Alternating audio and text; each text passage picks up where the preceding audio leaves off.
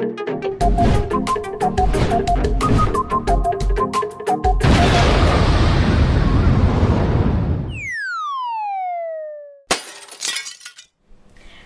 everyone, welcome to the first proper video of my channel. As you probably gathered from the title, today I'm going to make some bread. I hope to get some more content out sooner, but school have been setting lots of work, so I haven't really had time. Although my food technology lessons did inspire me to make this video.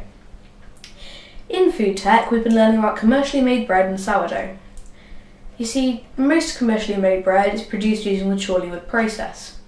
This process was developed in the 1960s and made it possible for bread to be made from lower protein wheat and to be much quicker to make than older processes. Today, around 80% of bread produced in the UK is made using the Chorleywood process. The bread we're making today is going to be made using an older and more traditional recipe that's more common in Italy and France. That, in my opinion, produces a lot more of a complex and tasty flavour. It's a high hydration dough, so the average hydration percentage in Chorleywood bread is around 50%, whereas this recipe is just over 75%. The recipe for this bread is very simple, as there are only 4 ingredients: water, flour, yeast and salt. When you first let this bread sit, it goes through a process called autolysis. This is when you mix the flour and water and leave it to rest for a while before adding all the other ingredients. This allows the enzymes to start working on the flour, making the dough easier to handle and leading to a much more complex flavour. Later in the bread making process, the yeast will convert the starches in the flour into sugar and then will consume those sugars, giving off carbon dioxide gas to help the bread rise. It'll also produce a tiny amount of alcohol, but certainly not enough to inebriate anyone by a long way. Anyway, there'll be a link to our recipe down in the description, and as always, we hope you enjoy. For this, you'll need a takeaway container, a small amount of yeast, 50 grams of flour, 50 millilitres of water, and a fork. So, to do this, you'll need to empty your 50 millilitres of water into your takeaway container.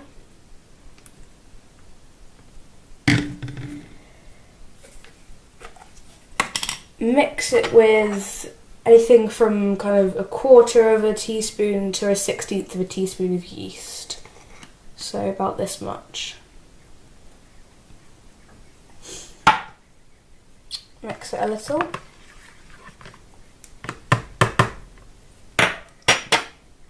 And then empty in 50 grams of flour. Mix it until there's no lumps or bits that are still contain water that have just been coated by the flour.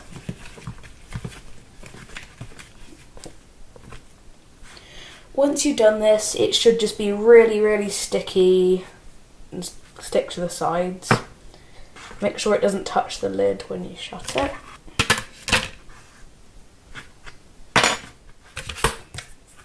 Put on the lid and basically leave it overnight from whenever you've made it. Hi again, so here's a bogged, which is the name for the dough, that I made yesterday. It's sat all night and you can see where it's bubbled and expanded. So first what you want to do is put your water in a mixing bowl with something resembling this beaker. Then you empty in a sachet of yeast. This one's 7 grams, but about a teaspoon of stuff just in a box will be fine.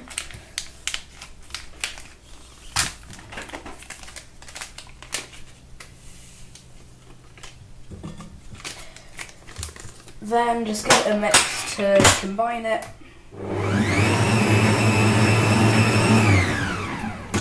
And then bring it back up. Make sure all the yeast is down from the sides. Add 450 grams of flour.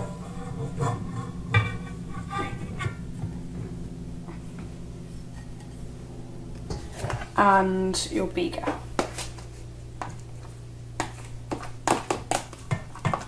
What I forgot to add just then is that the amount of water is around 335 millilitres.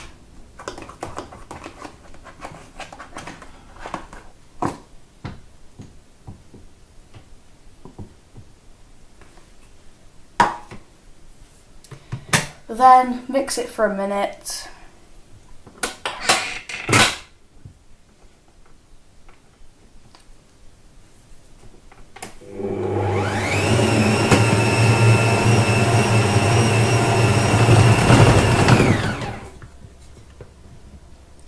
So once you've mixed it, it'll be extremely sticky and you just want to get it off of the beater that you're using. Once you've done that, you just want to remove the beater, sprinkle over about a dessert spoon of salt,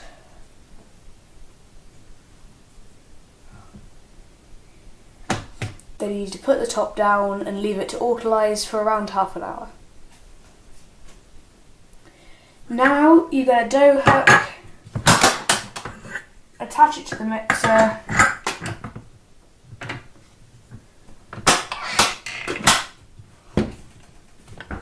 and knead the dough on high speed for 3 minutes.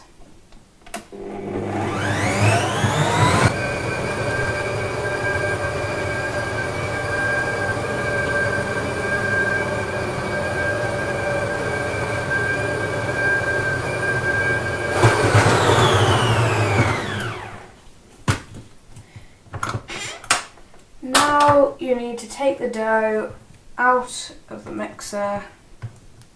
It's extremely sticky.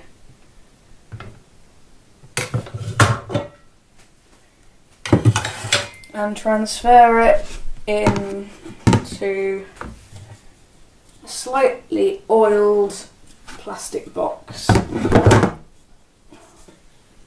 It's really, really difficult to get it in because it's so sticky, but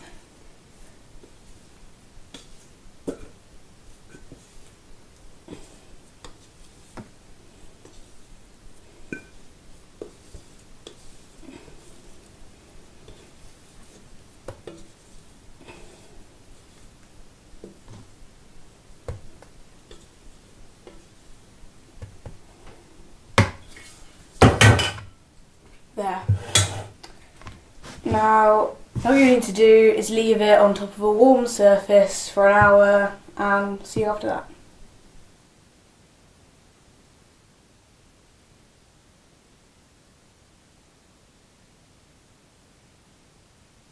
Alright, so this has been on top of our boiler for an hour now and it's risen a small amount. So what we need to do now is do the quarter fold. So get one of these, I think you use them with cake often. Put just a few drops of oil on it.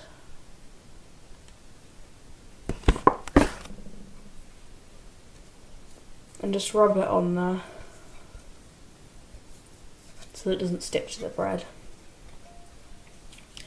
And then following the direction you start in, get one edge, bring it over, round, bring it over, round, bring it over, round, bring it over, and then put it more towards the centre of the container, and then leave it for another hour.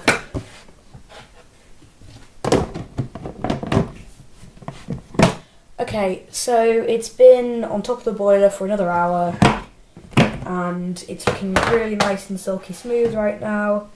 You can see it's risen a lot and we need to do one more quarter fold before we leave it for half an hour and then it can go in the banneton to go in the oven.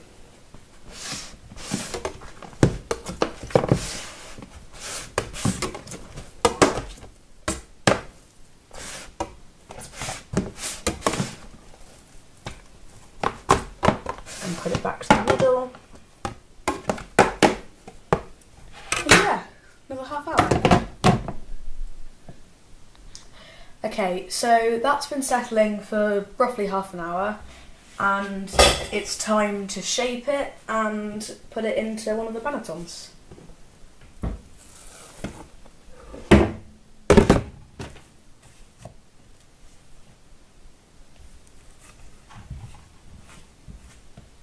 So, because I haven't told you, the banneton is one of these, it's like a bread basket.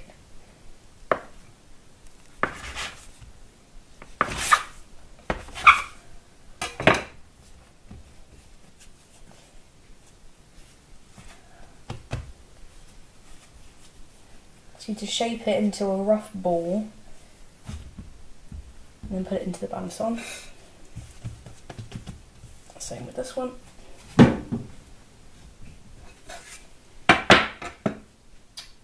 Cool, so we'll let those stand for about 20 minutes, then put them in the oven. Okay, so we've left it for 20 minutes and now it has to go in the oven. We've put the oven on full blast, so way over 200 degrees C. And we've put a tray that we're going to fill with water under it so that the steam from the water kind of envelops the bread, which helps it bake. Okay.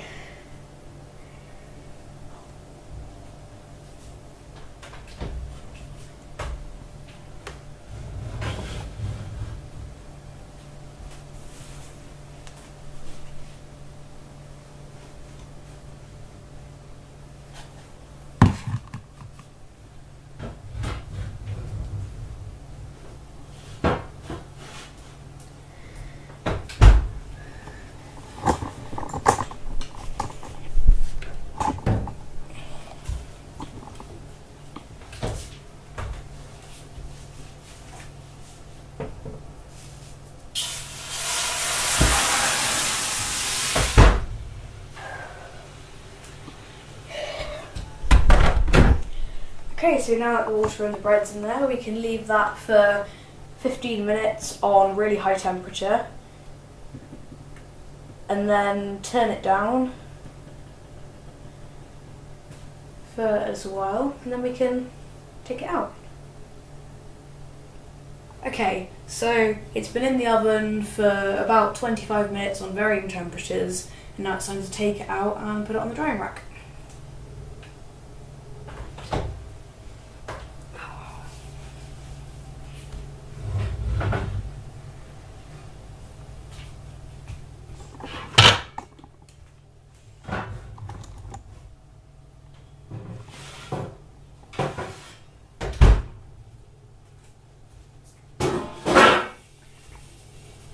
Cool, so that's looking really good. It's risen nicely and it's got these nice tears in. So yeah, we'll leave it to cool down and in the morning try some. Okay, so it's morning after we've taken out the oven. Looks quite nice and cut into it and see what the crumbs are like.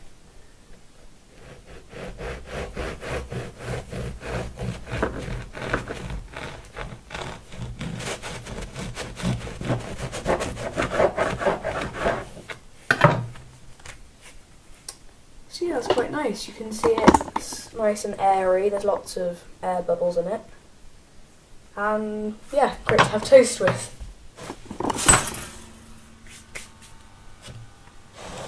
Okay, so it's just come out the toaster. Time to put some peanut butter on it and see how it tastes.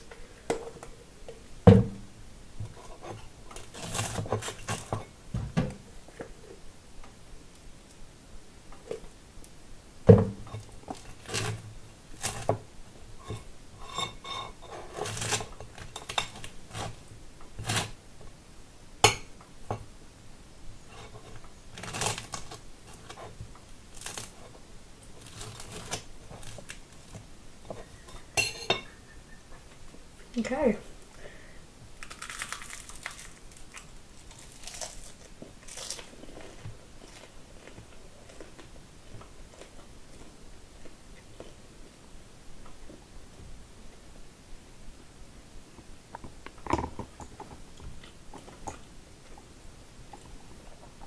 So yeah, it's really nice and chewy, and it almost tastes like crumpets. It's difficult. but it has that same texture. It's really, really nice.